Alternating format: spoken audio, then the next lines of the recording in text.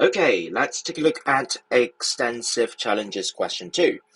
It says that we have 5 points P, Q, R, S, and T, which lie on a number line, even though not necessarily in that order. So let's say PT is 20, Q is 4/5 of the way from P to T. Additionally, R is 4 units closer to P than to Q, S is twice as far away from P as it is from R, and it says that Q represents 3. So first of all, if PT is equal to 20, it means that there are two possibilities. The first possibility is, well, the P is smaller than T, right? And the second possibility is T is smaller than P. All right, and it says that Q is 4/5 of the way from P to T. So this is Q here, or this is Q here. And PT has a distance of 20, meaning that that's going to be 16, and that's going to be 4. Right, so Q is 3, which means T is 7, and P is minus 13. All right, so here, Q is 3, this is going to be minus 4, so it's minus 7.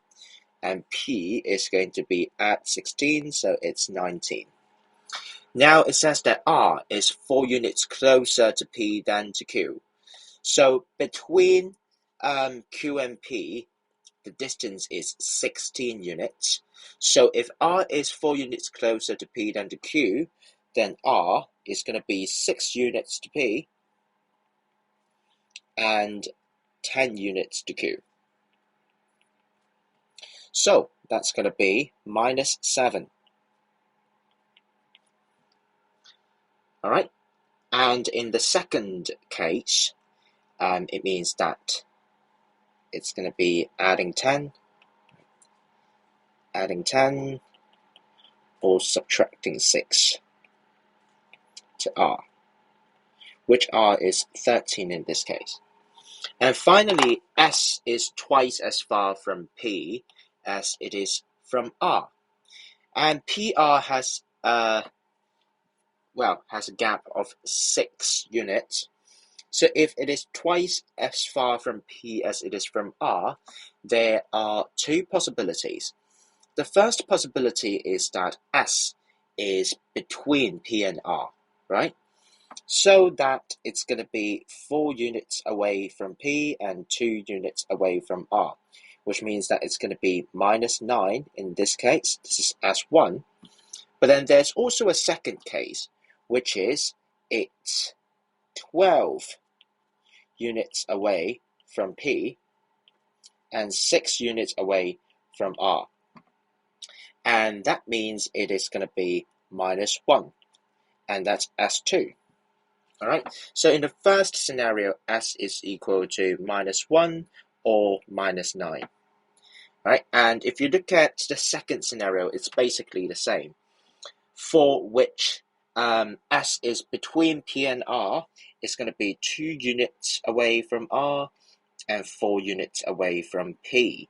So that's going to be 15, which is S1, or it is 12 units away from R, from P, and 6 units away from R, which means that it's going to be 7, which is S2. So in the second scenario, S can be 7 or 15.